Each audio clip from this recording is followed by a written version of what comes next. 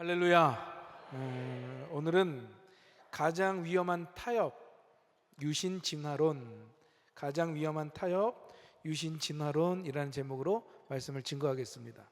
잠깐 말씀을 드리면 믿지 않는 사람들이 믿는 진화론이 있고요.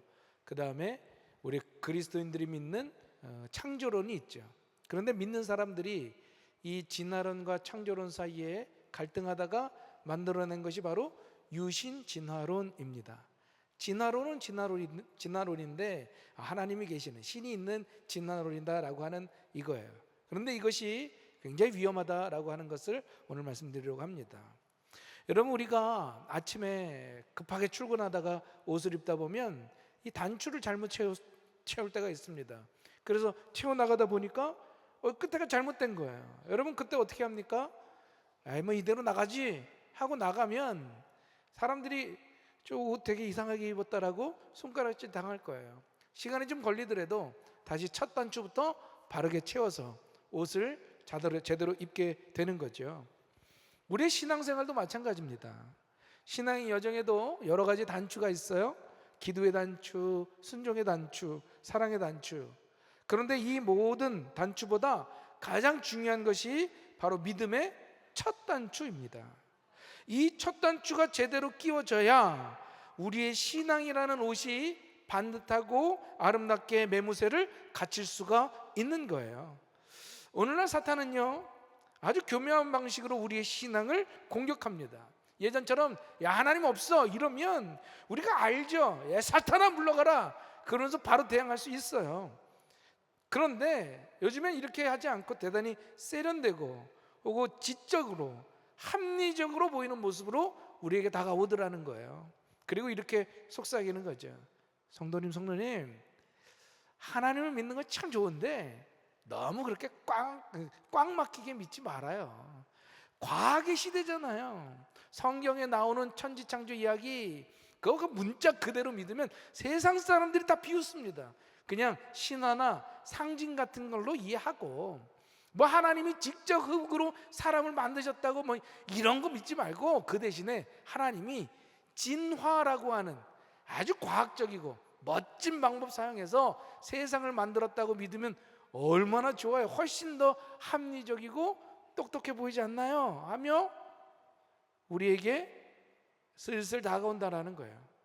여러분, 이것이 바로 오늘날 교회 안에 스며들고 있는 유신 진화론이라고 하는 생각의 핵심인 거예요. 진화도 인정하고 하나님도 인정하려고 하는 것, 하나님도 믿고 진화론도 믿는다라고 하는 거예요. 언뜻 보면 굉장히 합리적인 타협처럼 들립니다. 왜? 세상과 불필요한 마찰을 피하고 지성인으로서 체면을 지킬 수도 있잖아요.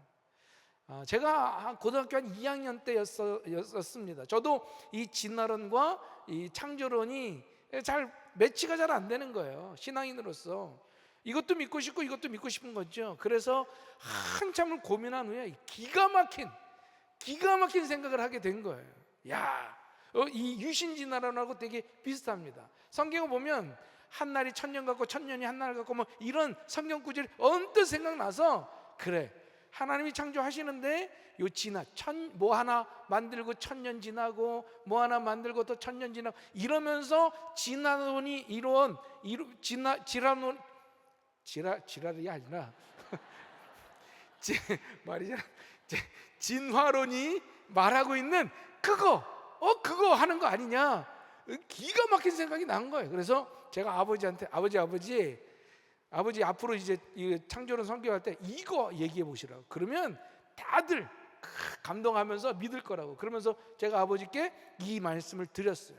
그랬더니 아버지께서 막 박장대소로 야야, 너 그러다가 어떻게 되는 줄 알아? 그러다가 이단이 되는 거야. 이단이 저한테 그러셨어요. 제가 고등학교 때 했던 생각들이 요즘 이렇게 교회에 들어오는 것 같아요. 여러분, 우리가 오늘 말씀을 통해서 분명히 깨달을 것이 있어요. 합리적인 타협, 이것이야말로 우리 신앙의 옷의 첫 단추를 잘못 끼우는 일이라는 거예요. 오늘은 왜 이 첫 단추, 즉 창세기의 창조 신앙을 타협하는 것이 우리의 믿음 전체를 무너뜨리는 위험한 일이 되는지 말씀을 은혜를 나누고자 합니다. 바라기는 오늘 말씀을 통해서 우리 신앙의 첫 단추 바로 끼우는 저와 여러분이 될 수 있기를 주님의 이름으로 축원합니다. 우리 5층에 앉은 학생들도 축원합니다. 첫 번째로 유신진화론이라고 하는 타협은 성경의 권위를 완전히 무너뜨린다라는 거예요. 디모데후서 3장 16절에 보면 우리에게 이렇게 말씀하죠. 모든 성경은 하나님의 감동으로 된 것으로 교훈과 책망과 바르게 함과 의로 교육하기에 유익하다. 여기서 중요한 단어가 뭐냐? 바로 모든 성경입니다. 모든 성경. 따라해 볼까요? 모든 성경. 더 크게 모든 성경. 내가 이해되는 성경, 과학적으로 증명되는 성경, 마음에 드는 성경이 아니라 창세기부터 요한계시록까지 단 한 글자도 빼놓지 않는 모든 성경이 하나님의 감동, 즉 하나님의 호흡으로 쓰여진 줄로 믿습니다. 바로 이것이 우리가 믿는 성경의 권위인 거예요. 이 성경의 권위를 우리는 믿는 거죠. 그런데 이 유신진화론을 받아들이는 그 순간 어떤 일이 일어나느냐? 우리가 이 성경을 읽으면서요 스스로 재판관이 됩니다. 갑자기 우리 손에 필터를 하나씩 갖고 있는 거예요. 창세기 1장을 읽으면서 이건 과학이랑 맞지 않으니까 신화 필터로 걸러야겠다. 아담과 하와? 이건 실제로 있었던 인물이 아니라 인류를 상징하는 거겠지. 이건 뭐 상징 필터로 보자. 노아의 홍수? 야, 미쳤어? 전 지구적인 홍수가 어떻게 이게 가능해? 아마 지역적인 홍수, 지역에 내렸던 그 홍수를 막 크게 과장한 이야기일 거야. 이건 과장 필터. 그리고 성경을 보는 거죠. 여러분, 이게 얼마나 위험한 생각인지 아십니까? 하나님의 말씀을 내 이성과 내 지식의 잣대로 판단하고 재단하기 시작한다라는 거예요. 성경이 내 삶의 기준이 되는 것이 아니라 내 생각이 성경의 기준이 되어버리는 거죠. 그렇게 되면 성경의 권위는요 땅에 떨어질 수밖에 없는 겁니다. 왜? 내가 이해할 수 있는 것만 받아들이게 되니까요. 여러분, 젠가라고 하는 게임이 있습니다. 나무를 이렇게 쌓아서 빼갖고 쓰러뜨리는 게임이죠. 그런데 누군가 맨 아래 기초를 뺐습니다. 그리고 뭐 이거 하나쯤이야 괜찮지, 안 무너져 라고 얘기합니다. 뭐 처음에는 탑이 흔들리기만 할 뿐 잘 버티고 있는 것처럼 보이죠. 그러나 이미 기초는 다 약해져 있습니다. 다른 위에 있는 블록을 빼는 순간 탑은 그냥 와르르 무너지고 마는 거예요. 창세기 1장에서 3장은 바로 우리 신앙이라고 하는 젠가탑의 가장 기초가 되는 블록이라고 하는 거예요. 이 기초를 신화라고 하는 이름으로 빼어버리고만 하면 당장은 괜찮아 보이겠죠. 그러나 결국 우리 신앙 전체가 다 무너지고 만다라는 겁니다.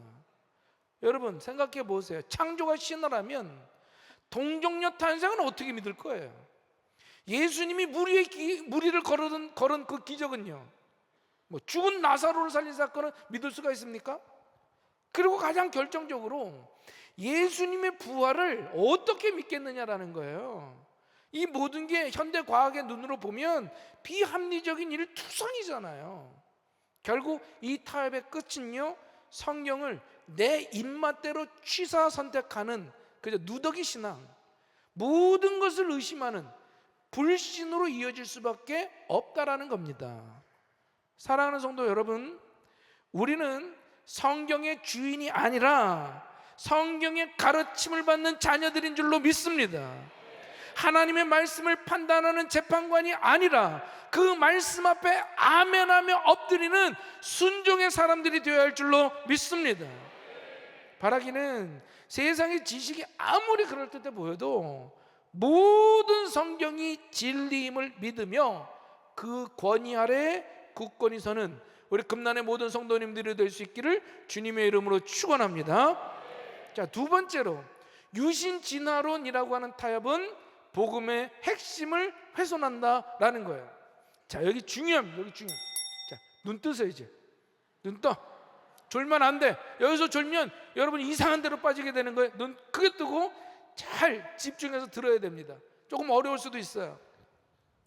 자, 이 유신진화론이라고 하는 건요, 우리가 목숨처럼 여기고 있는 복음의 핵심을 심각하게 훼손한다는 거예요. 이 부분이 정말 중요합니다. 자, 오늘 우리가 함께 본 로마서 5장은 바로 복음의 정수를 설명하는 기가 막힌 장입니다. 사도 바울은 첫사람 아담과 둘째 아담 예수 그리스도를 대조하면서 이 구원의 원리를 설명해 주고 있더라는 거예요. 12절 상반절입니다. 제가 읽어드릴게요. 그러므로 한 사람으로 말미암아, 아담이죠, 죄가 세상에 들어오고 그 죄로 말미암아 사망이 들어왔나니, 그 아담이 죄를 져서 사망이 들어왔다라고 얘기하고 있어요. 이게 바로 복음의 출발점입니다. 그렇죠. 죄와 사망 때문에 우리가 죽게 된 걸 하나님이 구원하신다는 이게 복음이잖아요. 이게 복음의 출발점이에요. 그런데 이 유신 진화론은 이 복음의 출발점을 그저 안개 속으로 밀어넣는다라는 거야. 어떻게 그렇게 만드느냐? 그 첫 번째는 죄의 결과가 죽음이라고 하는 개념을 파괴해 버립니다. 죄의 결과가 죽음이다라고 하는 개념을 없애버리는 거예요. 자, 성경이 말하고 있는 죽음은 무엇입니까? 죽음이 원래부터 있었나요? 자연스러운 현상인가요?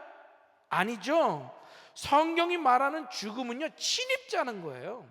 죄의 결과로 에덴에 처지러온 저주, 하나님과 우리 사이를 갈라놓은 원수예요. 그 죄 때문에 죽음이 들어왔다라고 성경은 분명히 말하고 있는 거예요.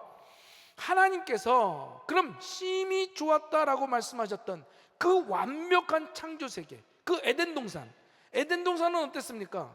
죽음도 없었고요, 질병도 없었고 고통도 없었어요.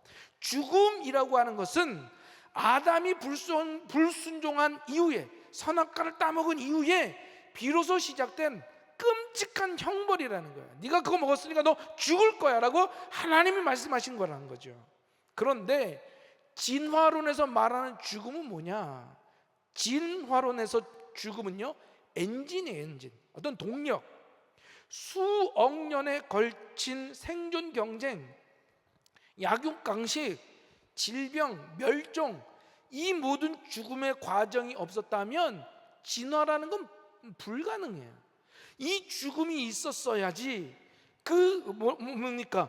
잘 적응하고, 약한 개체는 죽고 환경에 잘 적응한 개체들만 살아남아서 우열, 우성 인자들이 점점 변해와서 진화가 됐다라는 게 진화론이잖아요. 그래서 자손들을 퍼뜨리고, 다시 말해서 죽음은 성경이 말하는 원수나 저주가 아니라 진화론에서 말하는 죽음은 핵심 동력이에요. 죽음이 있어야 진화가 될 수 있는 거예요. 죽음이 없으면 진화가 안 된다라는 거예요. 자, 여기서 치명적인 모순이 발생하죠. 유신 진화론자들은 한마디로 하나님이 이 죽음이라고 하는 엔진을 사용해서 인간을 창조하시고 인간을 이 땅을 창조했다라고 말하는 것과 동일해요. 그러면 아담이 선악과를 따먹기 이전 수억 년 전부터 이 땅의 동물들이 서로 잡아먹고 병들고 죽고 멸종하는 그런 죽음의 파티가 벌어지고 있었다라고 하는 증거가 되죠. 잘 보세요. 하나님께서는 에덴 동산을 만드시고 힘이 좋았다라고 했던 그 세상이 실은 피비린내 나고 그저 생존 경쟁으로 살아남기 위한 아수라장이었다라고 말하고 있는 거예요. 그럼 여러분, 오늘 로마서 5장에서 선언하고 있는 이거 어떻게 됩니까? 한 사람으로 말미암아 사망이 들어왔다라고 하는 이 말은 거짓이 된다라는 거죠. 다시 말해, 사망이 아담 때문에 들어온 것이 아니라 원래부터 하나님이 그 창조, 설계하신 창조의 과정이었다라고 설명할 수밖에 없는 거죠. 그러면 성경이 뭐라 그럽니까? 사망의 삭시, 사망은 뭐 때문에 일어난 거예요?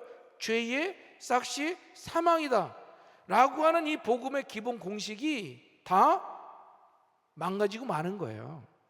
즉 죽음이 죄의 형벌이 아니었다면 도대체 왜 예수님이 대신 죽으셔야 됐냐라는 거죠. 그냥 자연스러운 현상인 죽음이, 그 죽음을 굳이 뭐 이기고 부활해서 그래야 할 필요가 뭐가 있냐라는 거예요. 이처럼 복음의 논리가 뿌리부터 흔들린다라는 거예요. 이해하십니까? 여기까지 이해가 되셨습니까? 아멘 소리가 좀 적은데? 이거 오늘 설교가 끝나고 나면 동영상으로 한 5번씩 다시 보세요. 다시 보면서 이거 확실하게 하셔야 됩니다. 복음의 논리가 흔들리는 거예요. 자, 두 번째는 뭐냐? 역사적 아담의 존재를 부정하게 만든다는 거예요. 역사적 아담, 즉 아담이 역사적인 실존이다라는 걸 부정하는 거예요. 자, 유신 진화론이라고 하는 그 틀 안에서 보면 한 쌍의 부부, 다시 말해 아담과 하와로부터 모든 인류가 시작되었다라는 것을 인정하지 못합니다. 왜냐? 진화는요 개인적으로 일어나는 게 아니에요. 진화는 집단을 통해서 일어나는데, 집단. 그래서 유신 진화론자들이 아담이 실존 인물이 아니라, 잘 들으세요, 하나님이 영적인 관계를 맺기 시작한 그 어떤 인류 집단, 수많은 인류 집단들이 있었는데 그 인류 집단 중에 하나를 상징하는 이름이다 라고 주장하거나, 혹은 수많은 원신들이 그 당시 있었는데 이제 원숭이에서 네르탈린인지 그렇게 해서 있었는데, 그 보니까 똑똑해, 쟤 똑똑한 것 같아. 그래서 거기다 영을 쑥 집어넣어가지고 그거를 아담으로 만들었다, 이렇게 얘기한다라는 거예요. 여러분, 이게 왜 심각한 문제인가? 만약 문제를 일으킨 첫 번째 대표 선수 아담이 이 역사적인 인물이 아니라면 그 문제를 해결하러 온 두 번째 대표 선수 예수 그리스도의 사역은 아무 의미가 없다라는 거예요. 성육신을 하시고 인간의 죄를 짓고 인간의 죄를 짊어지고 십자가에 달려서 죽으시고 부활하신, 이건 아무 필요가 없다라는 거예요. 고린도 전서 15장 45절에서 사도 바울이 뭐라고 얘기하느냐? 기록된 바 첫사람 아담은 생령이 되었다 함과 같이 마지막 아담은 살려주는 영이 되었느니라. 첫 아담에게 생명을 지어넣어서 만드셨어요. 그리고 죄를 져서 죽을 수밖에 없는 우리들을 위해서 마지막 아담 예수 그리스도가 오셔서 우리를 살려주는 영이 되었다 라고 얘기하는 거예요. 바울에게 있어서 아담은요 예수님만큼 명백한 역사적인 인물이었다라는 거예요. 가상의 인물이 아닙니다. 아담의 이 역사성이 무너지면 예수님의 구속의 사건의 역사성도 역시 무시할 수밖에 없다라는 거예요. 여러분, 원죄라고 하는 것, 이게 역사적인 사건이 아니라 그저 인간의 연약함을 상징하는 어떤 그런 나타내는 그 상징이었다면, 도대체 왜 예수님이 그렇게 십자가에서 처참하게 비참하게 십자가에서 피를 흘리셔야 됐습니까? 상징적인 문제를 해결하기 위해서 실제로 죽으셨다라는 건 말이 안 되잖아요. 상징적인 걸 위해서 그냥 상징적으로만 하면 되잖아요. 간혹 가다가 이 역사적 아담을 인정하면서 유신 진화론을 인정하는 그 복음주의 신학자들이 간혹 있습니다. 그런 신학자들도 유신 진화론을 받아들이면서 성경의 교리적인 내용들을 지키려다 보니까 이런 게 생기는 거예요. 진화된 인류 중 하나를, 그러니까 원숭이에서 네안데르탈인되고 또 이렇게 좀 진화된 그런 그 인류 중 하나를 선택해서 하나님이 영을 불어 넣으셔서 그게 아담이 되었다, 이렇게 설명하는 거예요. 즉 아담의 역사성은 부정하지 않지만 하나님이 아담을 창조하셨다라는 것을 부정하게 되는 거죠. 부정하게. 여러분, 창세기 1장 1절 이건 다 알죠? 우리 크게 한번 외워볼까요? 시작. 이러면 안 되는데. 다시 시작. 태초에 하나님이 천지를 창조하시니라. 이걸 히브리어로 베레쉿 바라 엘로힘이라고 얘기합니다. 여기서 이 바라라고 하는 말이 창조인데 이건 무에서 유를 창조한다는 단어예요. 하나님께서 그 하찮은 진화라는 그런 재료를 사용해서 창조하신 게 아니에요. 만드신 게 아니에요. 그분의 전능하신 능력으로 이전에는 없었던 것을 완벽하게 만드셨음을 말하고 있는 줄로 믿습니다. 그리고 그 창조의 정점이 뭡니까?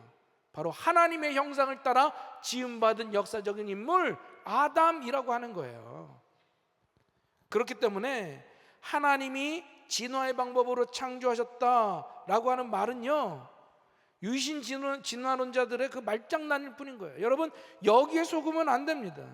성경에 기록된 하나님은 무에서 유를 창조하시는 전능하신 하나님임을 믿으시기를 바랍니다. 사랑하는 성도 여러분, 이 아담은 신호가 아니에요. 우리와 똑같이 생각하고 느끼고 선택했던 인류에 있어 역사적인 대표라는 거예요. 그의 선택이 온 인류에게 죄를 가져왔기 때문에 우리에겐 그 실패를 뒤엎는, 그리고 생명을 주시는 또 다른 역사적인 대표 예수 그리스도가 필요한 줄로 믿습니다. 성육신하신 예수 그리스도. 그러므로 이 유신진화론이라고 하는 타협은요, 절박한 이 복음의 필요성을 희석해버리는 거예요. 십자가의 능력도 무력하게 만드는 거예요. 바라기는 역사적인 아담, 역사적인 예수님을 믿는 저 여러분 되기를 주님의 이름으로 축원합니다. 마지막 세 번째로 유신진화론이라고 하는 타협은요, 우리의 정체성을 또 소망을 흔들어 버린다라는 거예요. 여러분 누굽니까? 여러분이 누굽니까? 스스로 나는 어떤 존재다라고 생각하시나요? 성경은 이 질문에 아주 영광스러운 대답을 우리에게 주지요. 창세기 1장 27절의 말씀입니다. 크게 같이 한번 읽어봅시다. 시작.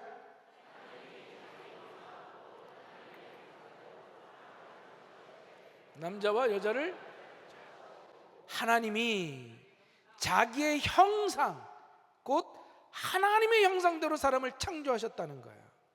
여러분, 우리는 우주적 먼지가 어쩌다 보니 뭉쳐서 수억 년의 시간 동안 아메바에서 원숭이를 거쳐 우연히 태어난 존재가 아니라는 거예요.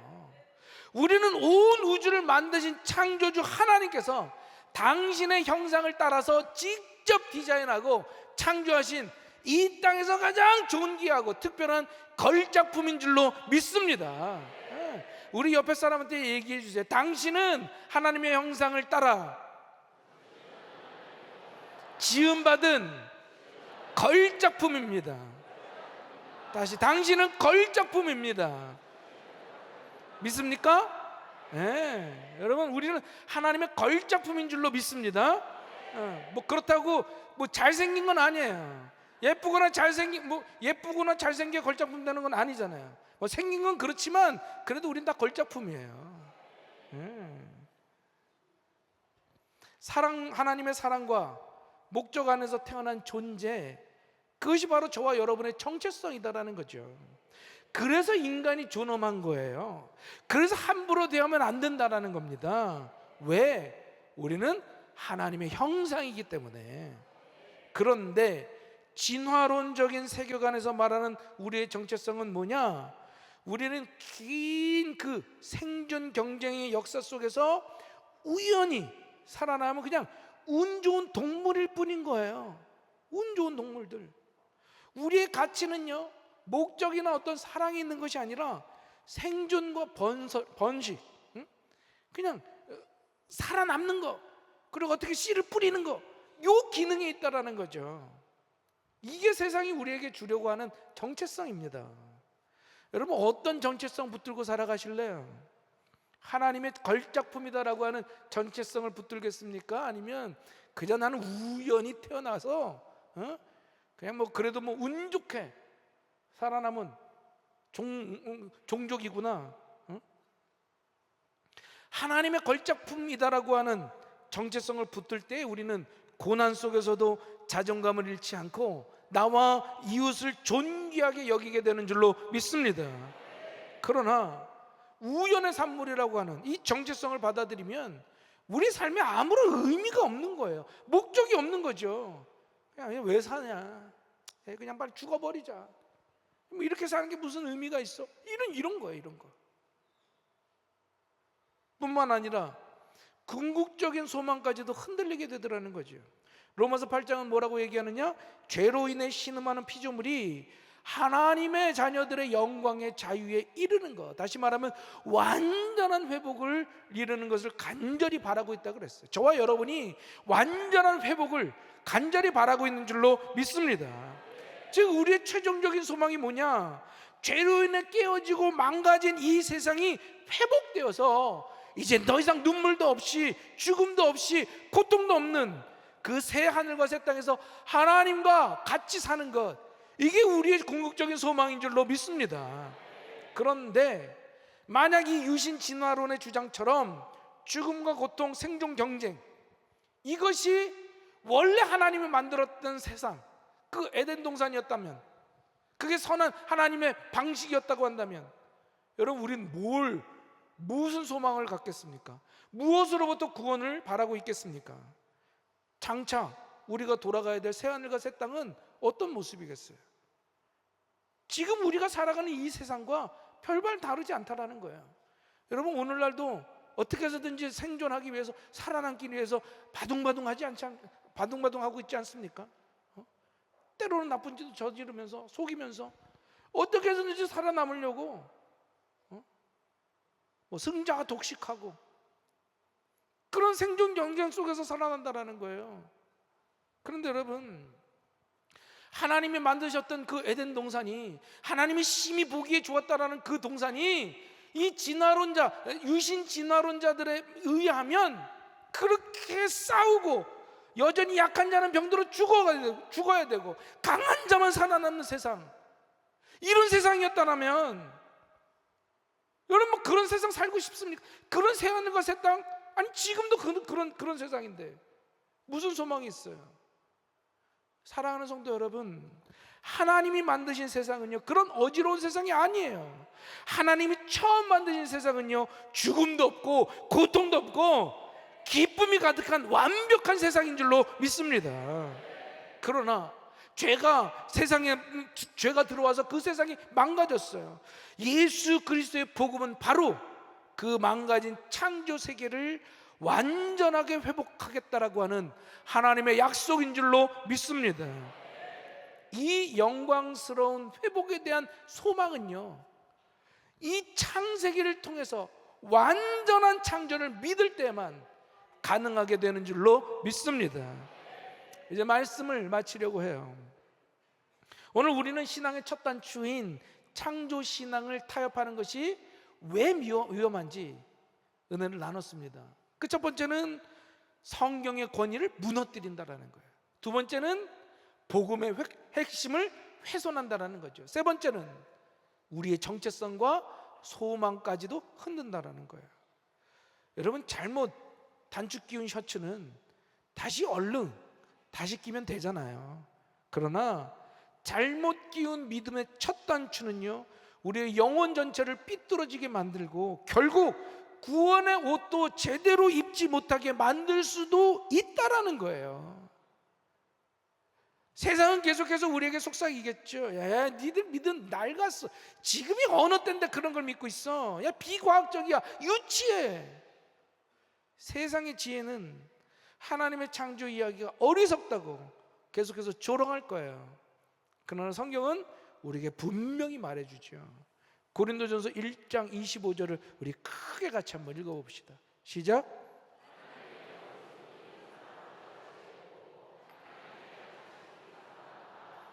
아멘. 아무리 세상이 대단한 지식을 가지고 우리를 설득한다고 해도 하나님의 어리석음이 사람보다 지혜로운 줄로 믿습니다. 사랑하는 성도 여러분, 세상이 아무리 똑똑한 척 우리를 흔들어도 우리는 사람의 지혜가 아닌 하나님의 말씀 위에 굳게 서야 될 줄로 믿습니다. 세상의 이론에 우리의 믿음을 맞추는 것이 아니라 하나님의 진리의 말씀으로 세상을 분별하며 살아가야 할 줄로 믿습니다. 혹시 오늘 말씀을 들으면서 좀 흔들렸던 분 계십니까? 나도 모르게 세상에 동조하면서 살았던, 성경을 의심하며 살았었구나. 혹시 그렇게 깨달았습니까? 괜찮아요. 지금이라도 믿음의 첫 단추를 바로 다시 끼우면 됩니다. 여러분, 다시 창세기를 피고, 그리고 하나님의 말씀을 과학책이나 이런 걸로 보는 것이 아니라 온 우주보다 크신 사랑과 능력으로 우리를 지으신 하나님 아버지의 사랑의 편지로 보기를 바랍니다. 진리의 선포로 읽기를 소망합니다. 그러면 그 말씀 속에서 우리를 향한 하나님의 놀라운 계획과 그 놀라운 사랑을 발견할 수가 있을 거예요. 바라기는 우리 이번 한 주 세상의 소리가 아니라 하나님의 창조의 음성을 들으면서 나는 우연의 산물이 아니라 하나님의 걸작품이다, 나는 우연의 산물이 아니라 하나님의 걸작품이다 라고 당당하게 선포하며 나아가는 저 여러분이 될 수 있기를 주님의 이름으로 축원합니다. 주님의 이름으로 축원합니다. 오늘 말씀 생각하면서 찬양하고 우리 뜨겁게 기도했으면 좋겠습니다. 빛나는 나의 왕, 빛나는 나의 왕, 영광의 주님, 온 땅 기뻐하라, 온 땅 기뻐하라. 광채의 옷 입고 어둠 물리쳐, 어둠 물리쳐 저 원수를 떠내, 저 원수를 떠내.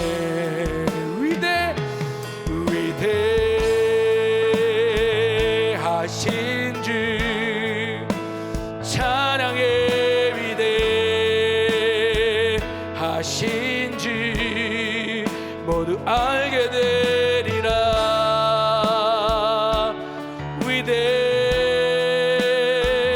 위대하신 주 모든 이름 위에, 모든 이름 위에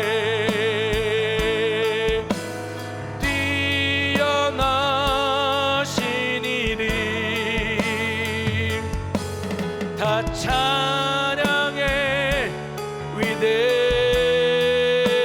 위대하신 주, 두 손 들고 위대하신 주,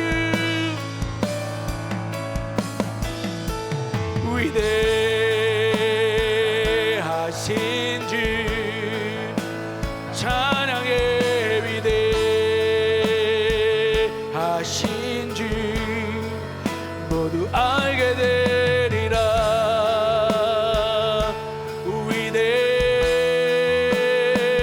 위대하신 주, 위대하신 주,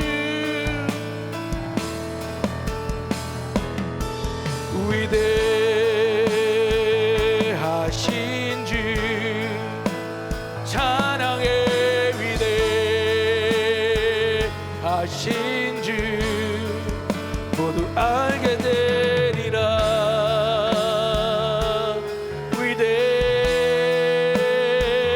위대하신 주. 아멘. 우리 하나님은요, 그 진화라고 하는 그 허접한 재료가 필요하지 않으신 분입니다. 무에서 유를 창조하시는 창조주 하나님이신 줄로 믿습니다. 여러분 믿으십니까? 이 창조주 하나님을 믿으십니까? 그러면 우리 그렇게 불안하게 살 필요 없어요. 창조주 하나님이 나의 아버지가 되십니다. 그 위대한 하나님이 나의 아버지가 되어주십니다. 이 창조 신앙을 가지고 담대하고 승리하며 살아가고자 우리 주여 한번 부르짖고 간절히 기도합시다. 주여!